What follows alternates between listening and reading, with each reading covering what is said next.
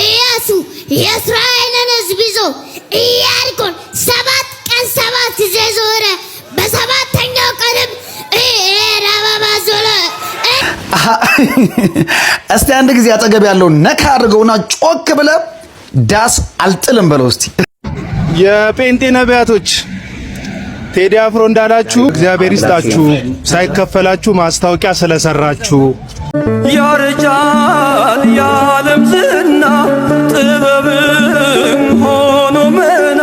ሰላም እግዚአብሔር ቤተሰቦች፣ የእናታችን የቅድስት ድንግል ማርያም ወዳጆች እንደምቆያችሁ እንደምስከዚህ ሳደረሳችሁ እኔ አለሁ እግዚአብሔር ይመስገን። ለዚህ ዩቲዩብ ቻናል አዲስ የሆናችሁ እኔ ሶስና ካሱ እባላለሁ። የየተዋሕዶ ቤተሰብ የሚል ዩቲዩብ ቻናል ነው። ቻናላችንን ሰብስክራይብ ያደረጋችሁ ቤተሰብ መሆን ትችላላችሁ። ሰብስክራይብ አድርጋችሁ የምትመለከቱ እግዚአብሔር ያክብርልኝ።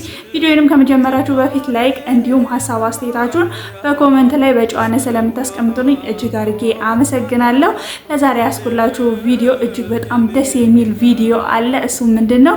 ወንድማችን ዲያቆን ፈለገ አትናቴዎስ በደማቅ ሁኔታ ተሞሽራልና የሱንም ቪዲዮዎች እናያለን።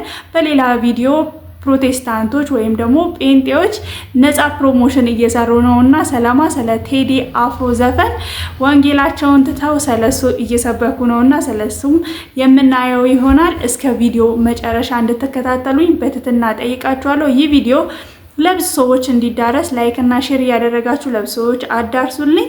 ወደ ቪዲዮ። ኢያሱ የእስራኤልን ሕዝብ ይዞ ኢያሪኮን 7 ቀን 7 ጊዜ ዞረ። በሰባተኛው ቀንም እንዲህ አላቸው፣ እግዚአብሔር ከተማ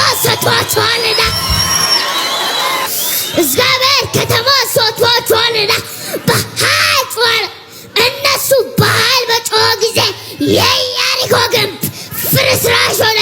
ዛሬ በኢየሱስም ከፊታችሁ የቆመ የትኛውም ግድግዳ በኢየሱስም ከፊታችሁ ይወድቃል። ዳጎን ኤራባቦስ ፍልስጤማውያን የእግዚአብሔርን ታቦት ይዘው በዳጎን ቤት አስቀመጡት። ዳጎንም በእግዚአብሔር ታቦት ፊት ወደቀ። ዛሬ በኢየሱስም ኤራባባ ዙላባ ካንዳ ሄታባባባ ከፊታችሁ የቆመ የትኛው አላሳልፍ ያላችሁ ትከሻ የተረካካችሁ ዛሬ ከፊታችሁ ይወድቃል። ጎልያድ የእስራኤልን ሕዝብ 39 ቀን ኤራባባስ ያስጨንቃቸው ነበር። ዳዊት በመጣ ጊዜ ግን በአንዲት ጠጠር እንደወደቀ ዛሬ በኢየሱስ ስም እናገራለሁ። ጎልያድ የሆነባችሁ ነገር ዛሬ በኢየሱስ ስም ከፊታችሁ ይወድቃል። ሳምሶን የከተማውን ደጅ ነቅሎ ወደ ተራራ እንደጣለ ዛሬ በኢየሱስ ስም ኤላባሪ ባባዙላባ ችግራችሁ ተነቅሎ ይጣላል። ያላችሁ አንድ ጊዜ እኔ አባቴ ወንድሜ እናቴ ሆነን ሩጫ ያየን ነበር። አንደኛው ሯጭ የኢትዮጵያን እንደዚህ ትታገላት ነበር። ትንሽ በሮጠች ጊዜ ወደቀች። የኢትዮጵያ ሯጮቹ ግን አሸንፈው አንደኛ ወጡ። ዛሬ በኢየሱስ እንዲህ የሚታገላችሁ ነገር ዛሬ ከፊታችሁ ይወድቃል። ሄራባባዙ ለማካቱካ የእግዚአብሔር ክብር ባንተ ላይ ይወርዳል ብያለሁ ይለኛል። ከፊታችሁ እንደ ዳጎን የቆመ የትኛውም እንደ ግድግዳ የሆነ መከራ ቢሆን ችግር ቢሆን ከፊታችሁ ይደፋል። ልክ እሱ የ3 ዓመት ልጅ እያለ አንተ ታስተምር ነበረ። ኢሳይያስ 45 ቁጥር 2 ላይ ከፊት ይሄዳል ተራራን ደልዳላ አድርጋለሁ የሚለው እሱ አንተ ያልከውን ሰምቶ መናገር ጀመረ። ከዛን የዛን ቀን አዲስ ቋንቋ መናገር ጀመረ። ልሳን ጀመረ። የዛን ቀን ቴሌቪዥን አይቶ ቴሌቪዥን ሳይሆን በስልክ በቪዲዮ የዩቲዩብ ቪዲዮ እንደውም ቀድቼው ይዤዋለሁ። አሁን በ3 ዓመቱ ነው የምትለው? የ3 ዓመት ልጅ እያለ ልሳን አወራ። ልሳን ከዛን ያንተን ቪዲዮ በዩቲዩብ እያመጣው አሳያት ነበረ። ራዲካል ቼንጅ አመጣች እሷ ማለት ቤት ውስጥ በጣም መጸለይ ጀመረ። እሱ ሲጀመር አፍ መፍቻው ጸሎት ነው። ከዛን እሷ መጸለይ ጀመረች። ቤት ውስጥ መልአክ መገለጥ ጀመረ እና ከልጅነቱ ጀምሮ ይከታተላል። ለአንተ ደግሞ በጣም ነው የሚጸልዩ። ለኢትዮጵያ ላቢ ለአንተ በጣም ይጸልዩ። ያው እንግዲህ ተከታትለን እንደተመለስነው ነው የፕሮቴስታንት ሕፃን ከሕፃንነቱ ጀምሮ ለፓስተርነት እያመቻቹት ነውና እንዴት አድርገው ቢከትቡት ነው እንዴት አድርገው ቢያሳድጉት ነውና እምነታቸውን ለትውልድ እንዴት እንደሚያስተላልፉ ነው ያየውበት። በሌሎች ቪዲዮዎችም አይታችሁት ሊሆን ይችላል። የኛም ቪዲዮ ደግሞ የኛ ሕፃን ያደረገውን ተከታትለን እንመለስ።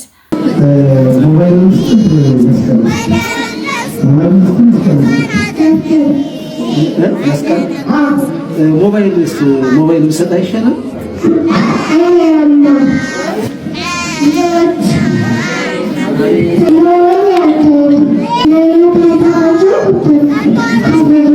እንግዲህ ተከታትለን እንደተመለስነው ነው ይህ ደግሞ የኛ ኦርቶዶክስ ተዋህዶ ቤተክርስቲያን ሕፃን ልጅ ነውና ከሕፃንነቱ ጀምሮ ልጆቻችንን ወደ ቤተክርስቲያን ከላክን እንደዚህ አይነት ትውልድ መፍጠር እንችላለን። እነሱ ከልጅነታቸው ጀምረው ነውና የሚከትቧቸው ሁሉንም ነገር የሚያስተምሯቸው። እኛም ደግሞ ከልጅነታቸው ጀምሮ መስራት አለብን ለማለት እፈልጋለሁ። ልጆቻችን ስክሪን ላይ ነው ወይ የሚያሳልፉት? ስልክ ይዘው ነው ወይ የሚያሳልፉት? ወደ ቤተክርስቲያን አንልካቸውም ወይ የሚለው ጥያቄ ለእናንተ ነውና ልጆቻችንን ወደ ቤተክርስቲያን መላክ ግድ ይለናል። በቃ ግዴታ የሆነ ነገር ነውና ወደ ቀጣይ ቪዲዮዎች ደግሞ እንለፍ።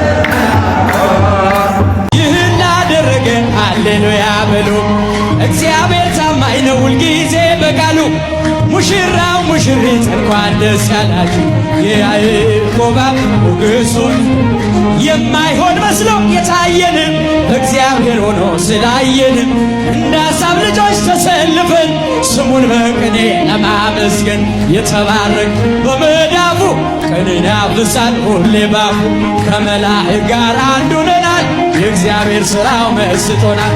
ይህን ላደረገ ሃሌሉያ እጆቻችሁን ምስጋና አቅርቡ።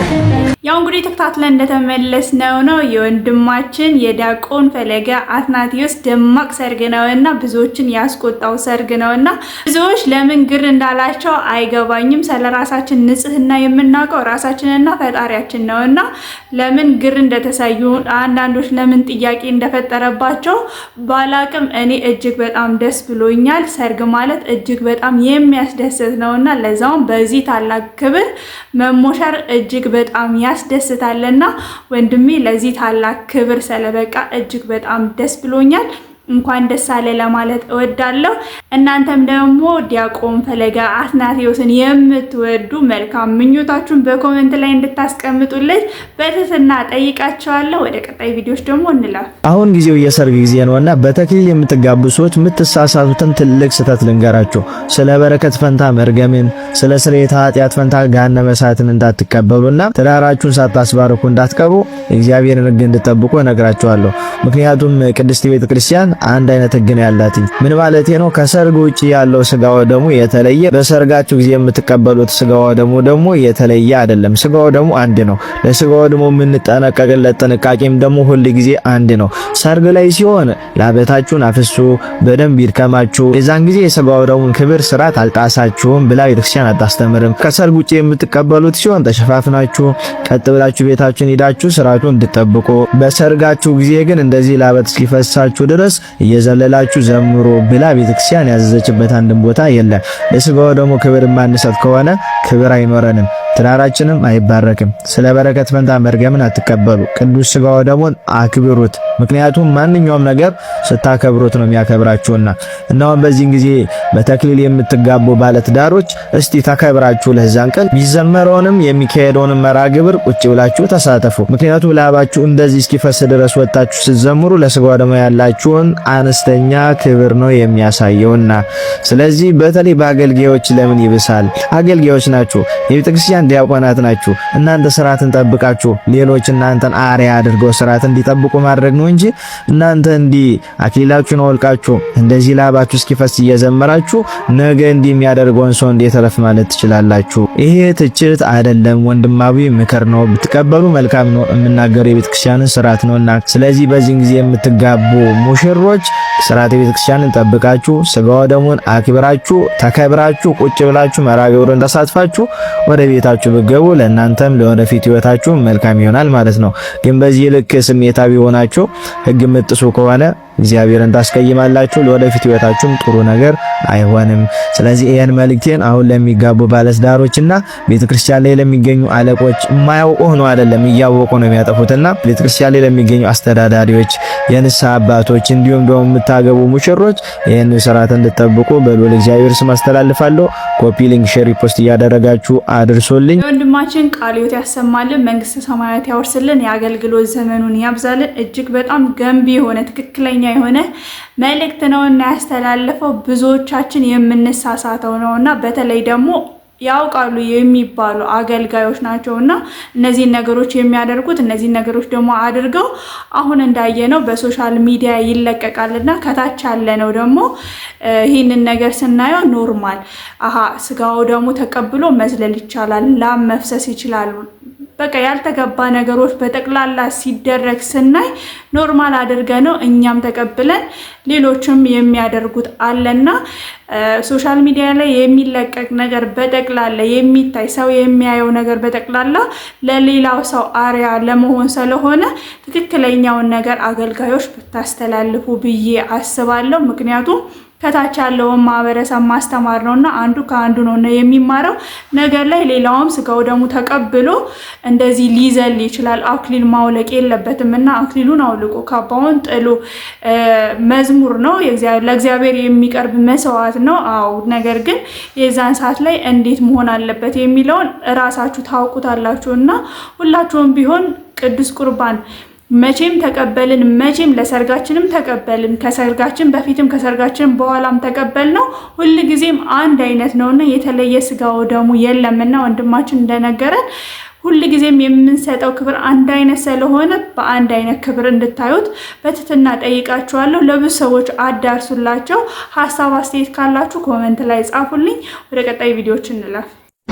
የጴንጤ ነቢያቶች ቴዲ አፍሮ እንዳላችሁ በተለይ አንተኛውና አንተኛው እግዚአብሔር ይስጣችሁ፣ ሳይከፈላችሁ ማስታወቂያ ስለሰራችሁ አጠፋዋለሁ ብላችሁ ቤንዚል በማርከፍከፍ ስላቀጣጠላችሁ ሙዚቃዬ እንዲሰማ ስላደረጋችሁ አመሰግናለሁ ብሏቸዋል። በተለይ ደግሞ አንተኛው እግዚአብሔር አንተን ጸሎት እንደማይሰማ በተቃራኒክ እንደሚቆም ለህዝቡ በእኔ አልበም ምክንያት ስለታየ በጣም አመሰግናለሁ እግዚአብሔር ይስጥህ ብለዋል። እስቲ አንድ ጊዜ አጠገብ ያለውን ነካ አድርገውና ጮክ ብለህ ዳስ አልጥልም በለው እስቲ። አጠገብ ያለውን አዎ አንተ ራስ እንዴ ምን ሆናል? ነካ አድርገውና አንድ ጊዜ ዳስ አልጥልም በለው። እንግዲህ ሰሞኑን የጴንጤ አዳራሽ በአጠቃላይ ወንጌል ተዘግቶ እየተሰበከ ያለው የቴዲ አፍሮ ዘፈን ነው። ወንጌል ጸጥረጭ ብሎ እየተሰበከ የሚገኘው አሁን የቴዲ አፍሮ አልበም ነው። እነ አፖስትል ዘላለም ሳይቀሩ በየመድረኩ በየዩቲዩቡ እየተነተኑ የሚገኘው የቴዲ አፍሮን ዘፈን ነው። ድንኳን አንጥልም አረላ ድንኳን አንጥል ድንኳን ለመጣል የተዘጋጃችሁ ካላችሁ ድንኳን አንጥል። እኛ ታላቅ ሀገር ይኖረን። እኔ እንደ ድሮ እንዲኖርም አልፈልግም። እኔ አሁን ቴዲ አፍሮ ዘፈን ለቀቀ። ይሄ የለቀቀው ዘፈን ላይ አስተሳሰባዊ ዓለም የሚያውቅ ሰው ቴዲ አፍሮ ከምን ሐሳብ ዘፈነ ብሎ ይጠይቃል። ኢትዮጵያ እንደ ትናንት እንደኖር ነው እንኖር እንዴ? እንኖር ትናፍቃላችሁ? እኔ በበኩሌ አልፈ የቴዲ አፍሮ ያስተሳሰብ ውቅር ምን አይነት ስለሆነ ነው ይሄንን የዘፈነው ይላል። ቀጥሎ ቴዲ አፍሮ ምን ሐሳብ መናገር ስለፈለገ ነው ሐሳቡን በግጥም አድርጎ ምን አቺቭ ማድረግ ፈልጓል፣ ምንድነው ማድረግ የፈለገው፣ ምን ማምጣት ፈልጎ ነው ብሎ ይለያል። ከዛ በኋላ ደግሞ በዛ ሐሳብ ውስጥ ይሰማል።